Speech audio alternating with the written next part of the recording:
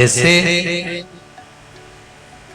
शरीर की कोई भी इंद्री में जैसे हाथ है, कई कई माताओं के या पुरुष लोगों के, कई लोगों के, ये नहीं है कि तुम्हारे हाथ केवल तुम बूढ़े होगे तभी कांपते। कई कई बहन बेटियों के, कई कई जवान लोगों के भी हाथ जब सीधा करवाओ तो कांपने लगते, कंपन करता। उनको लगता है कि हमको कोई रोग हो गया, कोई बीमारी हो गई। डॉक्टर को भी दिखाते हैं कि ये हमारा हाथ कांपता बहुत है, कंपन बहुत करता है। उसका एक उपाय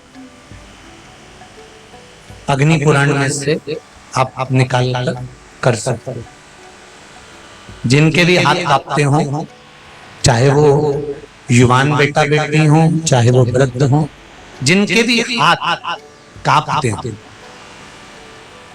हाथ में थोड़ा बहुत कंपन रहता है।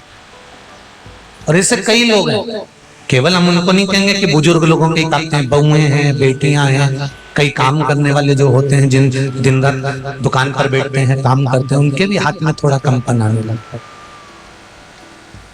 महाराज काली तिल शंकर भगवान को किसी भी सोमवार के दिन समर्पित कर देते।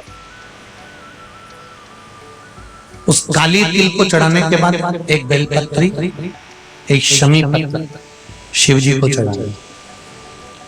बेलपत्री और शमी पत्र को उठाकर जहां से पानी,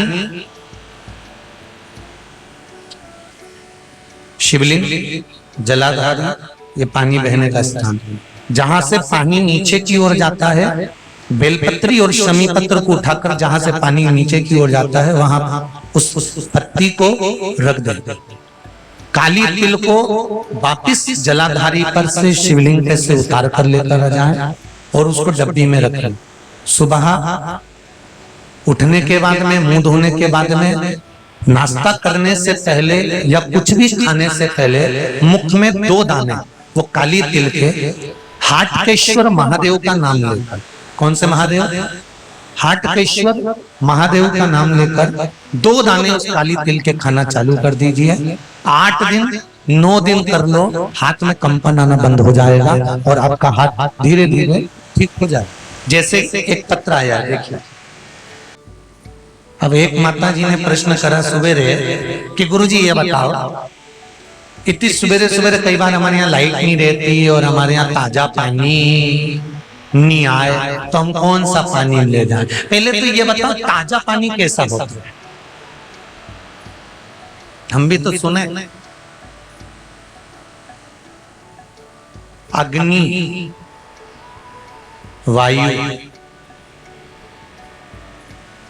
पृथ्वी, जल, ये कभी बासा हुआ है?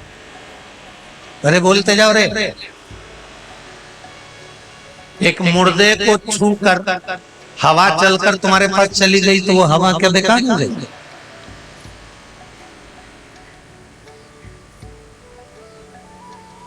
अग्नि कभी अशुद्ध हुई है? नहीं। पानी कभी बासी हुआ है?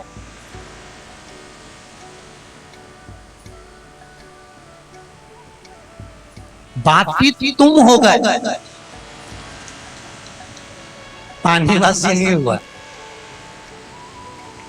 पानी तो हमेशा निर्मल है। जल का काम है सबको ताजगी देना, निर्मलता देना, शुद्धता देना। जल कभी अपवित्र नहीं होता, अग्नि कभी अपवित्र नहीं होती, वायु कभी अपवित्र नहीं होती, और भूमि, ये पृथ्वी, ये मेरी माँ, ये वसुंधरा, ये भूमि, ये पृथ्वी कभी बासी नहीं, कभी अशुद्ध नहीं। और एक बात और कहूंगा, आप और हम इस पृथ्वी के पुत्र हैं, बच्चे हैं। माँ स्नान करके आई, बच्चे को गोदी में ले लिया, बच्चे ने छीछी कर दी, गंदगी कर दी। बच्चे की गंदगी को माँ ने धो दिया। माँ वापिस स्नान करने नहीं जाएगी, पूजन के कक्ष में चली जा और पूजन कर, तेरी पूजन शिव स्वीकार कर। यहाँ जितनी बुजुर्ग माताएं बैठी हैं, बूढ़ी बूढ़ी माताएं बैठी हैं, ये मुझसे ज्यादा समझदार है। जितनी कथा में बाज रहा हूं उससे ज्यादा कथा इन्होंने जिंदगी में बाज दी। मैं इनके चरणों को नमन करता हूँ। ये बूढ़ी बूढ़ी माताएं अपनी बहुओं को यही कहती हैं कि छोरा की गंदगी साफ कर दे, छीछी साफ कर दे। उसके बाद बहू कहती मम्मी अम्मी ने इसको गंदगी साफ कर दी, अम्मी मैं ये काम नहीं करूंगी, वो काम नहीं करूंगी। तो सास क्या बोलती है, छोरा की बच्चों की गंदगी कभी माता पिता को नहीं लगती। चल चल चल साफ कर दी ना, लग सेवा कर, तुलसी जी को दिया लगा, जा जल चढ़ा करा, जा भगवान की आराधना कर। उसी तरह इस पृथ्वी के हम पुत्र हैं, इस वसुंधरा की हम संतान हैं। हमें तो इसने जीना सिखाया।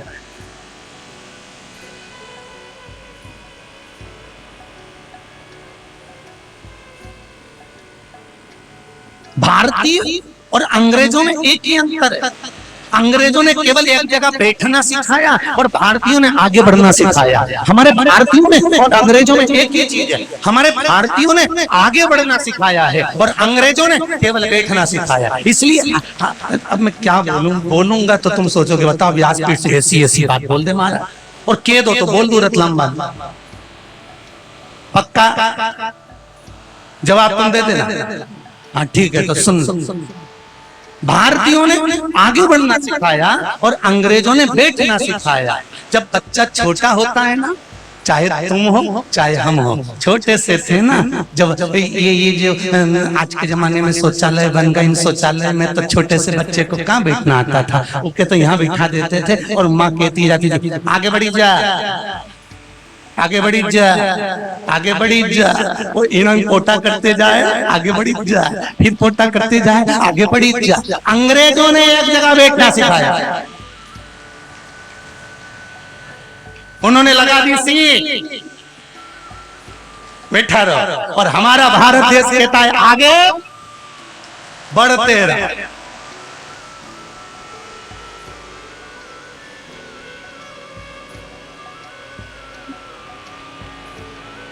तुम रतलाम वाले कथा सही में करवा के मानोगे, पक्का होगा।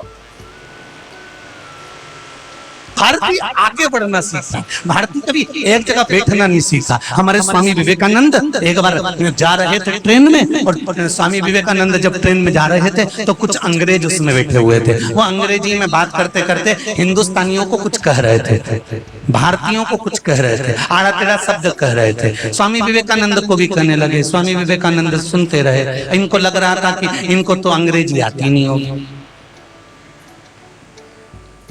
और जितनी भारतीयों को अंग्रेजी आती है उससे ज्यादा तो अंग्रेजों को भी नहीं आती होगी।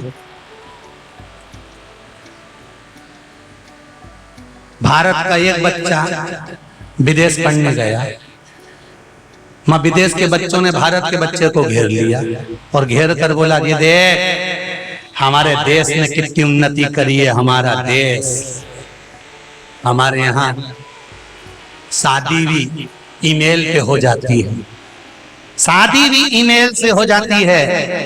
इतने में भारत का छोरा बोला तुम्हारे यहाँ भले ईमेल से होती हो, हमारे यहाँ तो आज भी फीमेल से ही होती है। हमारे बोले अब तुम भले ईमेल से करो, हमारे यहाँ तो फीमेल से ही होती है। भारत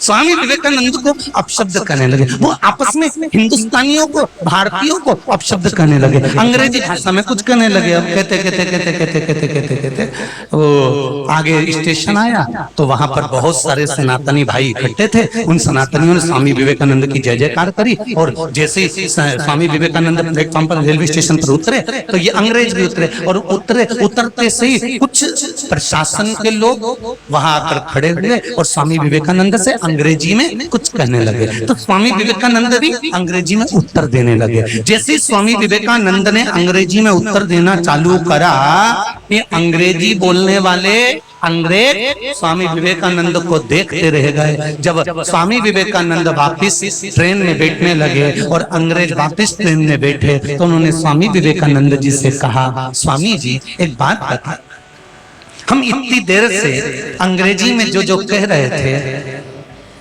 आपने सब सुना होगा, तो फिर आपने जवाब क्यों नहीं दिया? तो स्वामी विवेकानंद जी ने कहा, हमारे भारतीयों की एक आदत है कीचड़ में पत्थर नहीं मारते। हम भारतीयों की एक आदत है हम कीचड़ में पत्थर नहीं मारते। हम क्यों, अगर आप आपस में बात कर रहे हो, किसी की बुराई कर रहे हो, निंदा कर रहे हो, चुगली कर रहे हो, तो आपके ऊपर है, हम उसको स्वीकार ही नहीं करते। किसी ने गाली दी और तुमने पलट के जवाब दिया गाली का, तो समझ लो तुमने गाली ली। मैंने आपको ये डब्बी फेंक के मारी, आपने कैच करी, डब्बी दी, आपने कैच करी, मतलब आपने ली। सामने वाले ने गाली दी और तुमने पलट कर जवाब दिया, तो समझो गाली तुमने ली है। और वो गाली बकता रिया, तुम लिए ही नहीं। तुम तो जोरदार खजूर वाली चोटी बना के और ऐसे ऐसे ठिला के जाओ और आग लगे बस्ती में अपन रहे मस्ती अपने कहीं कहीं।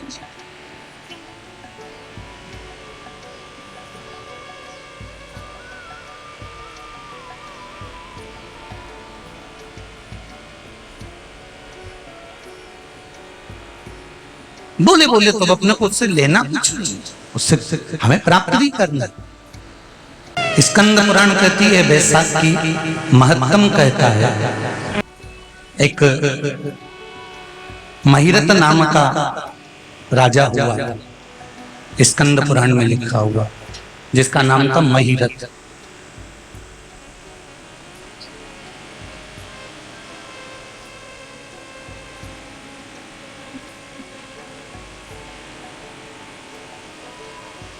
महिरत अपने राज्य में राज्य करता था और उसका एक काम था, राज्य के सिंहासन पर तो केवल नाम मात्र का बैठता था और गलत काम में लगा रहता था।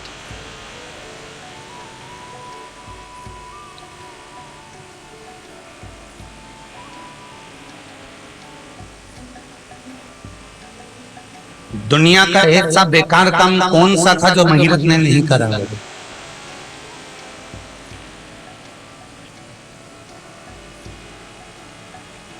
वैश्यावृत्ति महिरत कर रहा, जुआ महिरत खेल रहा, झूठ, प्रपंच, छल, बेईमानी, सब कुछ राजा महिरत उसमें निपुण है।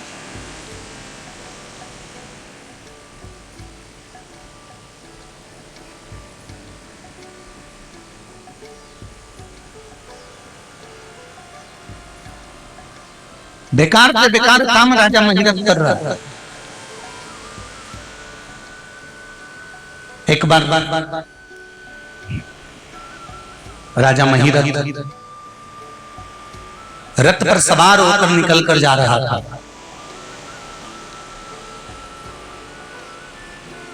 और रथ पर सवार होकर जब राजा महिरत निकल कर जा रहा था, बीच मार्ग में एक गाय बछड़े को जन्म दे रही थी।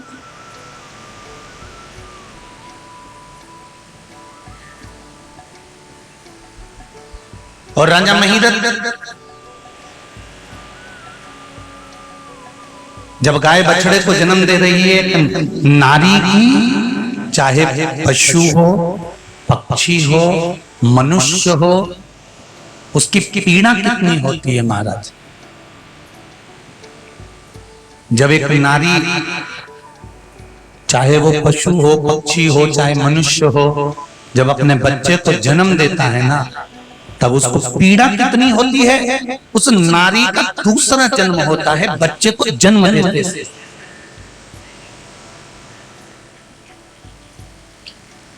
उसका दूसरा जन्म है। शिव पुराण कह रहे हैं महिरत नाम का राजा गलत संगतियों में डूबा हुआ था, उसकी संगत ठीक नहीं थी।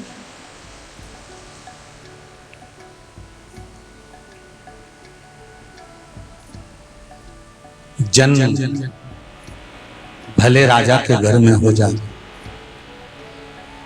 जन्म भले धनपति के यहाँ हो जाए, जन्म भले करोड़पति के घर में हो जाए, पर नम्रता माता और पिता से आती है।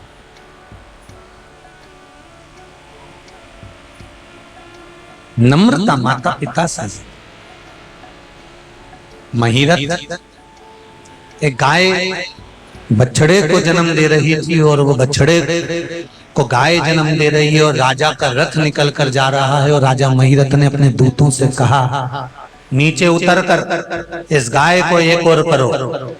जरा विचार करिएगा कितना प्रसव के समय पर दर्द होता है, ये एक माँ ही जान सकती है, उसके सिवा कोई नहीं।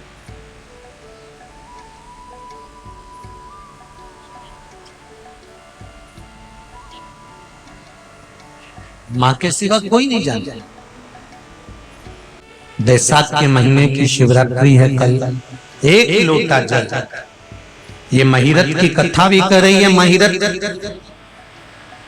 गाय बछड़े को जन्म दे रही है और उस गाय को हटाने के लिए महिरत ने अपने दूतों को भेज दिया, जाओ इसको हटा के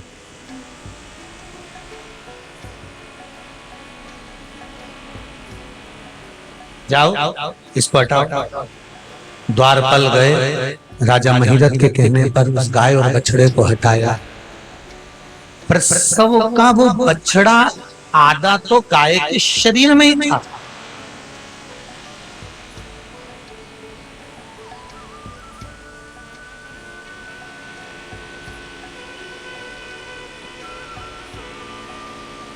और आधा वो बछड़ा था। महाराज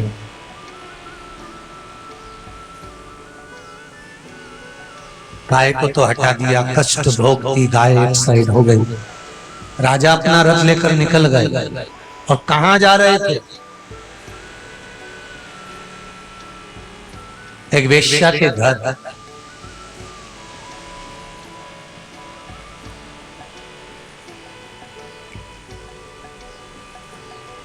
कोई बहुत जरूरी कार्य हो, कोई बहुत बड़ा काम अड़ गया हो, कोई राजसत्ता का काम अड़ गया हो, तो आप किसी को कष्ट देकर जा रहे हो तो चलेगा, पर कोई एक वेश्या से मिलने के लिए जा रहे हो, वो भी रथ पर सवार होकर जा रहे हो, और बीच में मार्ग में एक गाय बछड़े को जन्म दे रही हो और तुम उसको हटा कर जा रहे हो, तो ये कहां?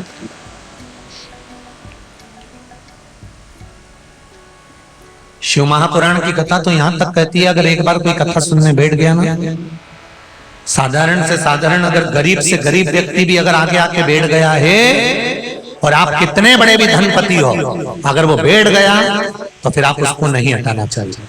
बैठ गया ना एक बार कहीं आकर, तो उसको हटाने की जवाबदारी आपकी नहीं है। आप दूसरी जगह बैठ जाओ, जाकर खुद पीछे बैठ जाएगा, पर किसी को उठाना नहीं। बैठ गया ना, बैठ, ना तो क्रोध, ना चिड़चिड़, ना अपशब्द, ना ताना, ना गाली।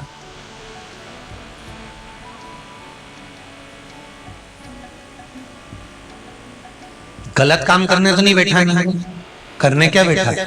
अरे बोलो तो, कथा सुनने के लिए आगे बैठ जाओ, चाहे पीछे बैठ जाओ, चाहे नंग बैठ जाओ, कथा तो सुनना है ना।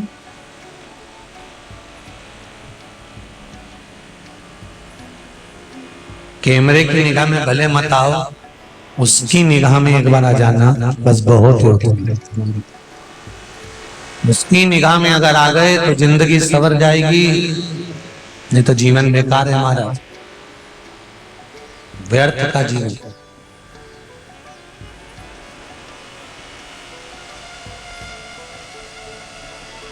महिरत गया एक वेश्या से। आज वेश्या श्रृंगार कर रही थी, राजा महिरत को देखा।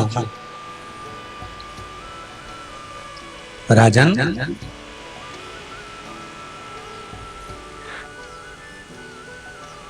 तुम्हारा आने का समय तो शाम का है और तुम मेरे कक्ष में आज सुबह से आ गए।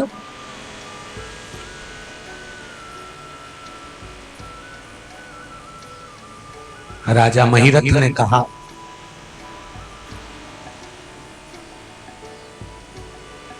मुझे तुम्हारी याद आ रही थी इसलिए मैं आज शाम की जगह सुबह आ गया। राजन,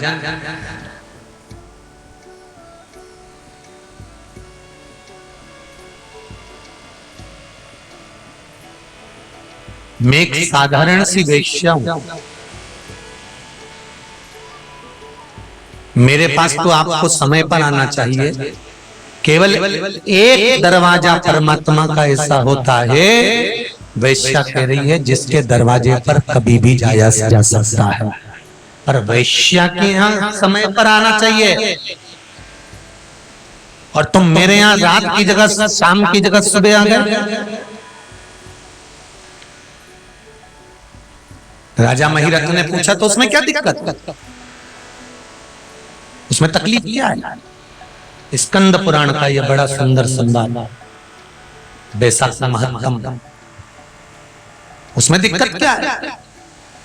वैश्या ने कहा, सुनो राजा महिरथ, दिक्कत केवल एक ही बात की है, ये जो मेरा सुबह का जो समय है, मैं भगवान के मंदिर जाती हूँ और शिव की आराधना करती हूँ, शंकर। राजा महिरथ को हंसी आने लगी, ठहाका लगाकर राजा महिरथ हंसने लगा। जैसे ही राजा महिरथ ठहाका लगाकर हंसा तो वैश्य ने पूछ लिया, राजन क्यों हंस रहे, तुम्हारे हंसने का कारण क्या है? अरे राजा महिरथ ने कहा, वैश्या शरीर का व्यापार करती है और भगवान की आराधना करती है।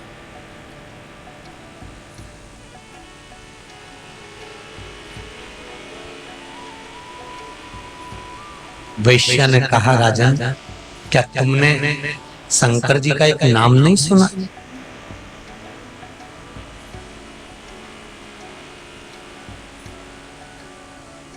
शिव जी के अवतारों में से एक अवतार है शंकर भगवान का, वैश्यनाथ। कथा सुनी कि नहीं सुनी? अरे बोलो तो, पहले टीवी पर कथा बाजी उसमें सुनी होगी। भगवान शंकर के अवतारों में से एक अवतार है वैश्यनाथ।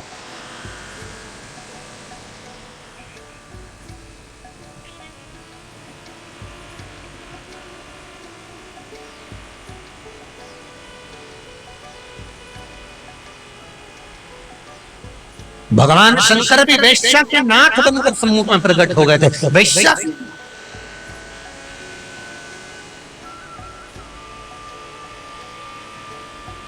कसाई का काम है मांस बेचने का, वो बेच रहा है, पर हरि का नाम ले रहा है, राम नाम ले रहा है, कृष्ण नाम ले रहा है, शिव नाम ले रहा है, वो अपनी जगह का, उसका कर्म अपनी जगह का।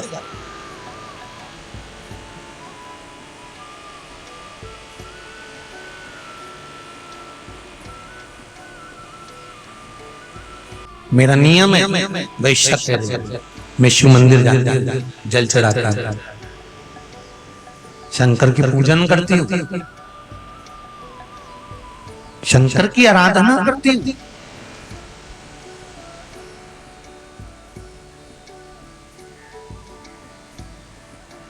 शिव की आराधना करती। ओह, राजा महिरथ को हंसी आ गई और राजा महिरथ हंसने लगे और हंसते हंसते हंसते हंसते राजा महिरथ ने कहा, वाह वाह वाह, शरीर का व्यापार करती हो और कहती हो कि शंकर को रिझाती, तो क्या हुआ? मैं अपना कर्म कर रही हूं, हो सकता है मैंने पूर्व में जो बेकार कर्म करा आज मुझे भोगना पड़ रहा हो, पर आज तो मैं अपने हाथों से दान नहीं कर सकती, पुण्य नहीं कर सकती, सत्कर्म नहीं कर सकती, मैं व्रत भी नहीं रख सकती, मैं कहीं तीर्थ भी नहीं जा सकती, तो कम से कम मेरे नजदीक में जो शंकर का मंदिर है उस मंदिर में जाकर एक लोटा जल तो समर्पित कर सकती हूँ, उतने में मुझे संतुष्टि है। और मुझे विश्वास है राजन, वैश्या कहती है मुझे विश्वास है राजन, तुम प्रतिदिन मेरा घर ढूंढते हो और मैं प्रतिदिन महादेव का घर ढूंढती हूँ। तुम में और मुझ में अंतर है। आपको अभी हरिद्वार की कथा में एक बात कही थी कि तुम मंदिर नहीं जाना चाहते ना रोज, भले मत जाओ। तुम रोज पानी में जल नहीं चढ़ाना चाहते, मत चढ़ाओ। एक काम तो कर सकते हो कि जब जब जब शंकर जी के मंदिर के सामने से जाओ तो थोड़ा सा मुस्कुरा, इतना तो कर सकते हो।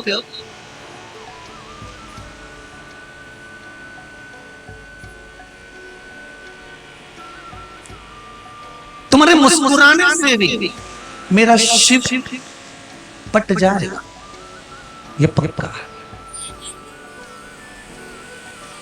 तुम्हारे मुस्कुराने से शंकर के मंदिर में केवल मस्तक नवा देने पर शंकर का मंदिर दिख जाए और उसको देखकर दिल से जुड़ जाने पर मेरा शंकर आनंद की अनुभूति करा देता है। वो शिव है, वो घड़ी दयालु दातार भोला, एकदम भोला, उसे कुछ नहीं।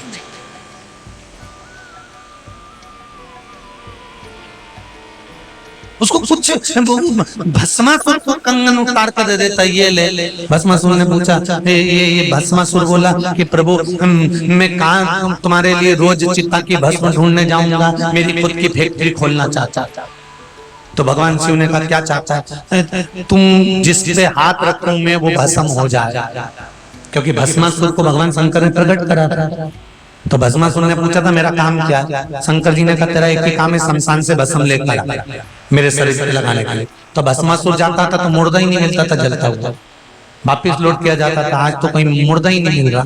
शंकर भगवान बोले फिर मेरे लिए कहीं ना कहीं से तो भस्म लाना पड़ेगी। एक दिन भस्मासुर गए और देवऋषि नारद के पल्ले पड़ गए। देवऋषि नारद ने कहा रे भस्मासुर रोज रोज कहाँ से मुर्दा ढूंढेगा, कहाँ कहाँ शमशान में ढूंढने जाएगा रात को भस्म को। एक काम कर, शंकर जी की आराधना कर ले, शंकर जी से वर प्राप्त कर ले, खुद की फैक्ट्री खोल ले, किसी पे भी हाथ रख देना वही भस्म हो गया, भस्म ले जाके शंकर जी को दे दे। आत्मनिर्भर भारत।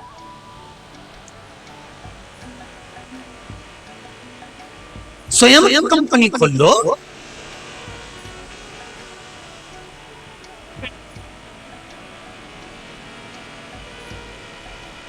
उज्जैन में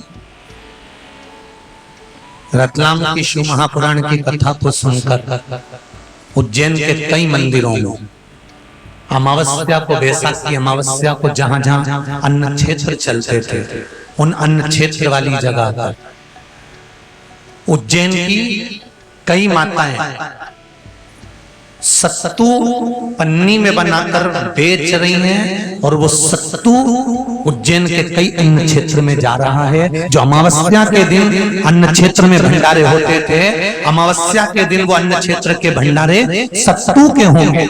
और बैनर बने हैं बड़े बड़े।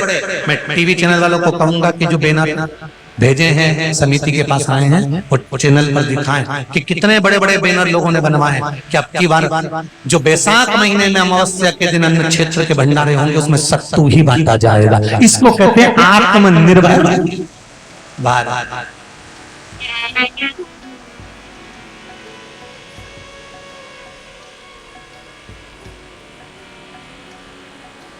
खुद का निर्माण करो स्वयं का।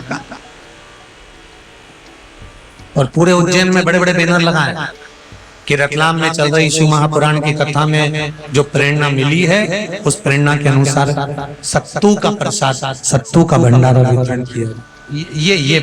ये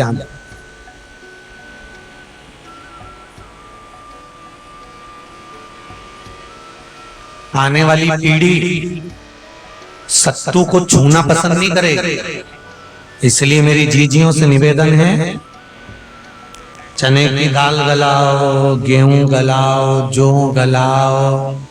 किसको आता है बनाना? आता है इनको गलाकर निकाल कर फिर उसको धीरे धीरे धीमी आंच में बोलती जाओ जरा। सेको उतई सेको, जितना सब लोग खा लें और प्रसाद में भी वितरण हो। फिर उसको पिसवा लो, फिर भगवान को भोग भी लगाओ।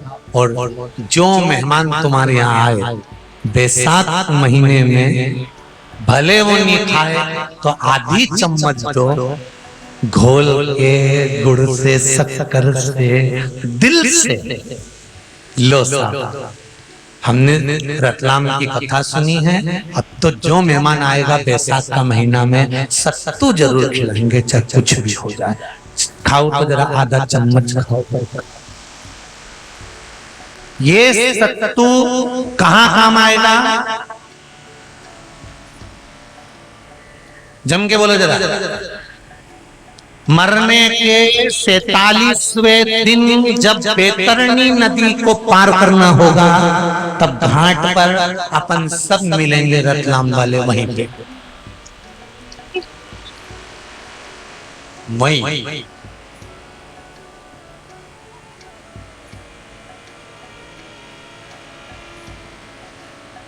ये हमारा दीनानाथ बैठा है हारमोनियम लेके गाने। इससे जब जब पूछो ना कि दीनानाथ तू मरेगा तो कहाँ जाएगा, बैकुंठ की नरक? तो क्या गुरुजी मुझे तो नरक जाना, मुझे बैकुंठ जाना ही नहीं। तो क्या बैकुंठ क्यों नहीं जाना? तो क्या बैकुंठ में जाके क्या करेंगे? वहां तो सब वीआईपी लोग मिलेंगे, अपने अपना कमरा छोड़ के ही नहीं आएंगे। नरक में ढेर सारे मिलेंगे तो मेरा भजन तो सुनेंगे। वही 47वें दिन तुमने जो सत्तू दान करा है, बैसाख महीने में तुमने जो पानी पिलाया है, बैसाख महीने में तुमने जो सत्तू का दान करा है, बैसाख महीने में जो सत्तू तुमने किसी को खिलाया है, बैसाख महीने में सत्तू का लड्डू का भोग भगवान को लगाया है, वो सत्तू का एक एक कण तुम्हें 47वें दिन बैतरणी करने के समय पर सामने आएगा और तुम्हें पार ले जाकर जाएगा। वो सत्तू का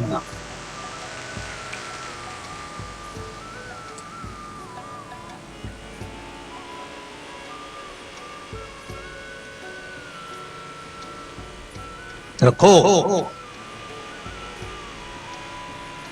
शिव मंदिर के सामने से भी अगर निकल कर जाओ तो शंकर भगवान को प्रणाम कर लो। एक वैश्या राजा महिरथ को ज्ञान दे रही है, वैश्या राजा महिरथ को समझा रही है कि राजन तू मेरा घर ढूंढता है, और वैश्या कह रही है मैं शिव का घर ढूंढती हूँ। महाराज अपना स्वयं का एक आनंद, भस्मासुर को कंगन दे दिया, कंगन देकर कहा जिस पे हाथ रखेगा वही भस्म। उसने सोचा प्रैक्टिकल यही कर लो। संकल्प राजा महिरथ वैश्य से शब्द सुना, और सुनते ही राजा महिरथ को बड़ा क्रोध आया। सत्य का आईना जब दिखाया जाता है तो व्यक्ति को क्रोध जरूर आता है।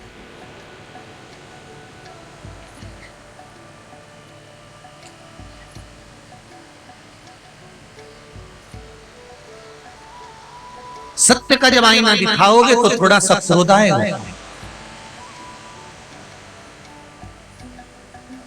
सत्य का आईना दिखाओगे तो थोड़ा सा गुस्सा तो, क्योंकि दर्पण जो होता है ना वो सत्य बोलने में पीछे नहीं।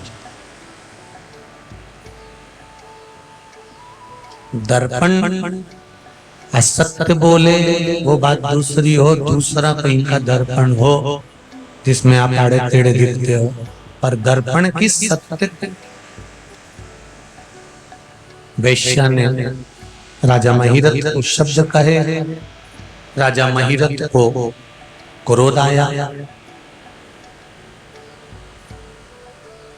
जिस मार्ग से वैश्या शिव मंदिर जाती थी उस मार्ग को राजा महिरथ ने रोक दिया।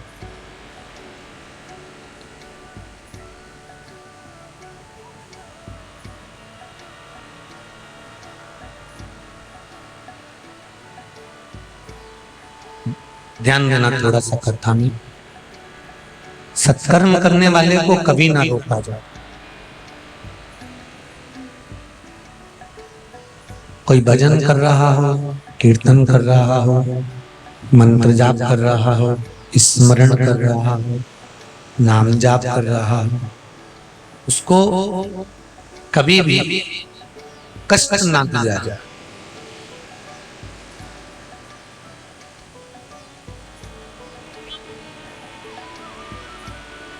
कोई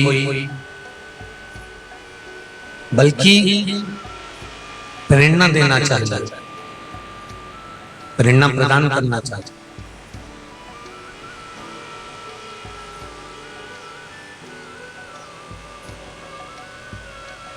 कि जाओ कथा में जाओ, जाओ सत्संग में जाओ, जाओ मंदिर जाओ, देवालय जाओ, तीर्थ जाओ, ये प्रेरणा दे। कई माताओं ने अपने बच्चों को स्कूल भेजने से पहले हाथ में एक लोटा पानी का पकड़ा देती है, पास में मंदिर है, चढ़ा करा, फिर जल्दी आ, फिर स्कूल जाना। कितनी माताएं जो रोज अपने बच्चों को एक लोटा पानी चढ़ाने भेजती है। धन्यवाद जीजियों, प्रणाम करता हूँ, बहुत बहुत धन्यवाद, जोरदार ताली बजाओ, बहुत सुंदर, बहुत सुंदर। अपने छोटे छोटे बच्चों को जो माताएं रोज एक लोटा पानी का पकड़ा कर मंदिर भेज देते हैं। जाओ स्कूल जाना ना, ड्रेस पहन कर चले जा, जूते वाले में पहनना, पहले पानी चढ़ा कर जा, फिर बाद में जूते मोजे पहन लेना और स्कूल चल।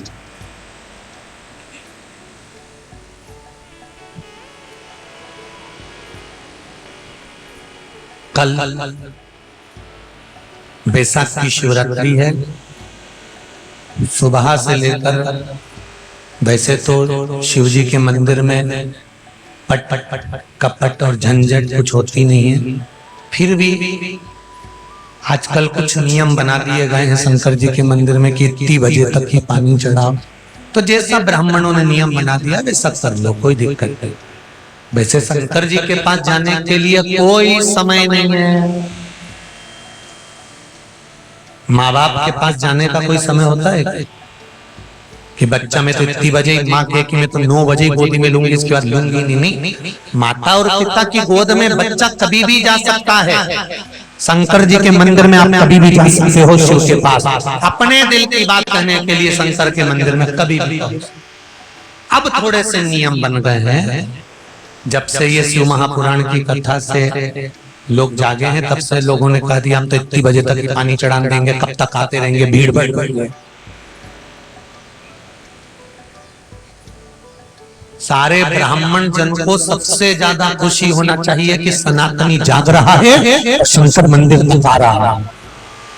उसको प्रसन्नता होना चाहिए कि शंकर जी के मंदिर के दरवाजे और देर तक खोल के रखो, आओ और शंकर के दरवाजे आओ, प्रसन्न चित्त होना चाहिए।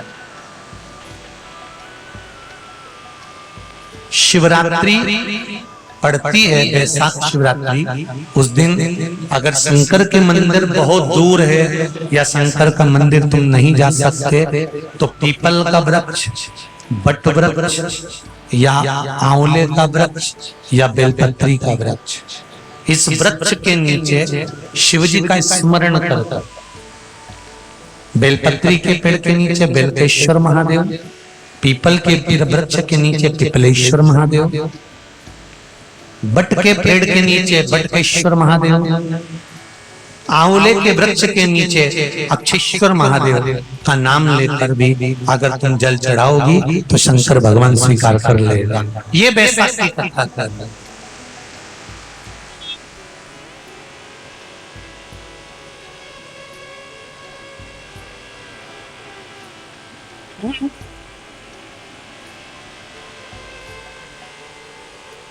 मान लो अगर मंदिर नहीं जा पा रहे, कई लोग हैं हमारे शहर, हमारी सिटी में, हमारी कॉलोनी में, हमारी सोसाइटी में मंदिर नहीं है, हम इतनी दूर कैसे जाएंगे, हमारी कॉलोनी से हम कहाँ जाएं, हमारे पाँवों से नहीं बनता, शरीर से नहीं चला जाता, तो क्या करें। तो आप शंकर जी का ध्यान कर कर किसी भी पीपल, आंवला, बड़ या बेल पत्र के पेड़ के नीचे भी अगर जल चढ़ाएंगे शिव स्वीकार कर लेगा, शंकर उसको पाएगा, ये पक्का है। शिव का स्मरण करते चलते पर कल बिना जल के नहीं रहेगा। और ऐसा मत करना कि तुम जल चढ़ाने के चक्कर में कथई में नहीं आओगे कि हम तो लाइन में लगे थे, क्या करें है? कल हम भी जाएंगे जल चढ़ाने सुबह के समय पर। यहाँ शिव जी का पुराना मंदिर है गढ़ कैलाश, तो वहां सुबह हम नहीं जाएंगे, पर तुम जगह दे दोगी तो चढ़ा जाएंगे।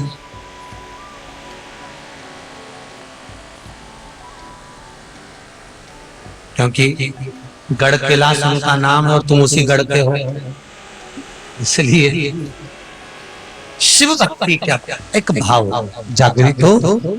महिरथ ने मार्ग बंद करा तो उस वैश्या ने रास्ते में जल चढ़ा दिया। रास्ते में जो जल चढ़ाया वो राजा महिरथ के ऊपर छींटा गया। जैसे ही राजा महिरथ के ऊपर जल का छींटा गया, राजा महिरथ की बुद्धि थोड़ी सी सबरी, उसको नहीं मालूम था कि आज वैश्या जो जल चढ़ा रही है वो बैसाख महीने की शिवरात्रि है, जिसका जल मात्र आचमन कर लेने से ही रोग मिट जाते हैं, काम तृष्णा लोभ आसक्ति ये सब समाप्त की ओर जाती है। साथ में जिस कार्य के लिए शंकर जी को जल चढ़ाया जाता है वो कार्य सफल हो जाता है। बैसाख शिवरात्रि के जल का मात्र छींटा जल चढ़ाते समय राजा महिरथ को लग गया था और राजा महिरथ उस जल के छींटे को पाकर बस जल का पात्र लेकर शंकर जी के मंदिर जा रहा था। आज राजा महिरथ ने एक शुभ कार्य कर दिया।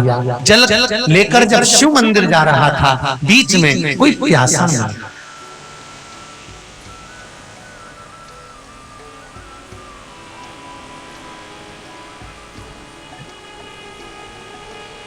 बीच में कोई प्यासा मिला।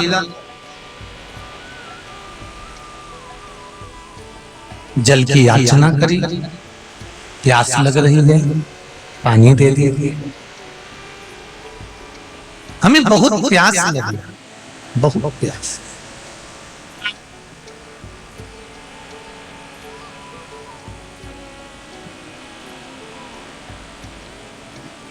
राजा महिरथ ने कहा उत्तरा, जल का भरा हुआ पात्र राजा महिरथ ने उस प्यासे को पानी पिला दिया। प्यासे ने आशीर्वाद दिया, राजा फिर गिर गए, फिर जल जल कर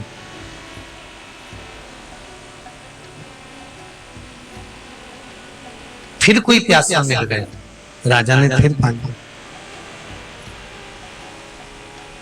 बैसाख महीने में जल का दान राजा करता रहा। अब उसने विचार करा क्यों ना घर से जल भर कर लाता हूं, सवेरे स्नान करूं, उसी सरोवर का जल ले जाकर भगवान को समर्पित करूं। ब्रह्म मुहूर्त में उठ गया और उठकर भगवान के मंदिर में जाकर जल चढ़ाने लगा। मात्र कुछ ही दिन हुए थे, पास के राज्य ने आक्रमण कर दिया। आक्रमण तो करा पर शिव भक्ति का बल बड़ा था, तो राजा महिरथ के पूरे राज्य का बाल बांका नहीं हुआ और राजा महिरथ बच। अंतिम क्षण आ गया, प्राण छूटने का समय।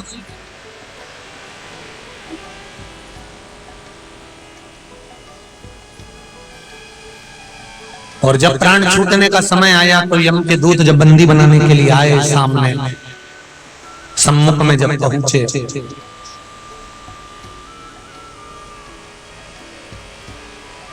राजा महिरथ घबरा गया,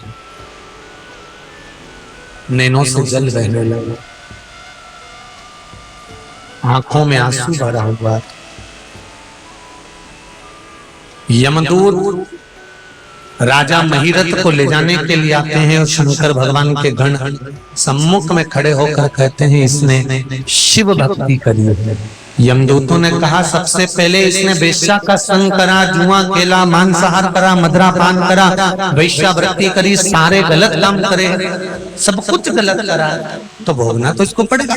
तो ये भगवान शंकर के गण बोले ये पहले कर, अब तो सुधरा है। पूजन करने में पहले क्या क्या गलती होती थी, अपन ने पूजन की कथा सुन सुन के सुधर तो गए ना कि हमने जो गलती करी अब तो नहीं कर रहे ना, अब तो गलती को सुधार संवार लिया।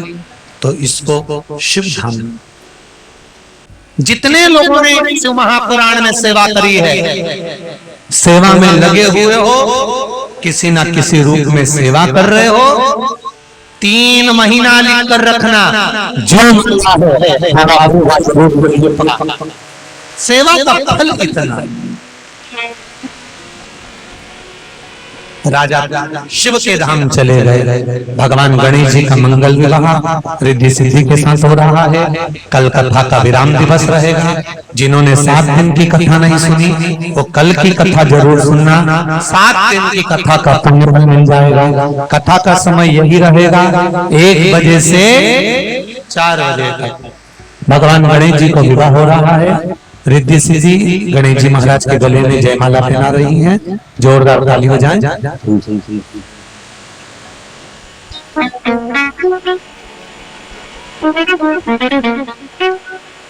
अब गणेश जी महाराज रिद्धि सिद्धि के गले में जयमाला पहना रहे हैं। रिद्धि सिद्धि ने वापिस अपने गले की माला गणेश जी महाराज को पहनाई है।